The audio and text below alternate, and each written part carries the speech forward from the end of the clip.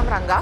विलोळी येथील सीएनजी पंपाचं काम चालू असल्यामुळे जास्त गर्दी नाशिक, सिन्नर, त्र्यंबक, कासारा या ठिकाणाहून वाहन चालक रांगेत उभे आहेत। जळगावच्या कालिका माता परिसरामध्ये भारत गॅस एजन्सीच्या समोर ग्राहकांच्या रांगा। बुकिंग केलेले गॅस सिलेंडर घेण्यासाठी गर्दी। 15 ते 20 दिवस उलटून सुद्धा घरगुती गॅस सिलेंडर वितरण सुरळीत नाही। आखाती देशामधील युद्धजन्य परिस्थितीमुळे जालना शहरामध्ये एलपीजी ऑटो गॅसचा तुटवडा, प्रवासी आणि शालेय विद्यार्थ्यांच्या वाहतुकीवर परिणाम होण्याची शक्यता। काही पंपावर 84 तर काही पंपावर 95 रुपये प्रति किलो गॅसचा दर।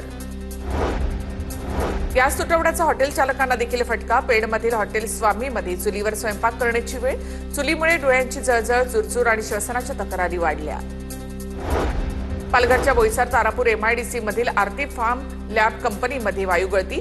डायमिथाइल सल्फेट या वायूची गळती झाल्यामुळे 12 ते 15 कामगार बाधित। कामगारांवर बोईसर पूर्वेकडील अधिकारी लाईफलाईन रुग्णालयामध्ये उपचार सुरू। जळगावच्या सराफ बाजारामध्ये सोनं आणि चांदीच्या दरात मोठी घसरण झाल्यामुळे खरेदीसाठी मोठी गर्दी। एकाच दिवसामध्ये सोन्याच्या दरात 10,000 तर चांदीच्या दरात तब्बल 22,000ची घसरण। ग्राहकांना दिलासा।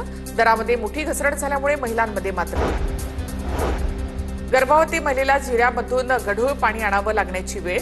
इगतपुरी तालुक्यातील पायरवाडी इथे पाणी टंचाईमुळे नागरिकांचे हाल।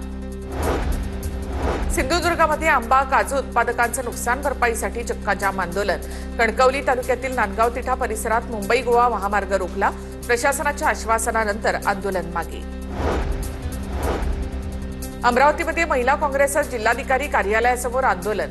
गोंदबाबा प्रकरणात रुपाली चाकणकर यांना सहआरोपी करून अटक करण्याची मागणी।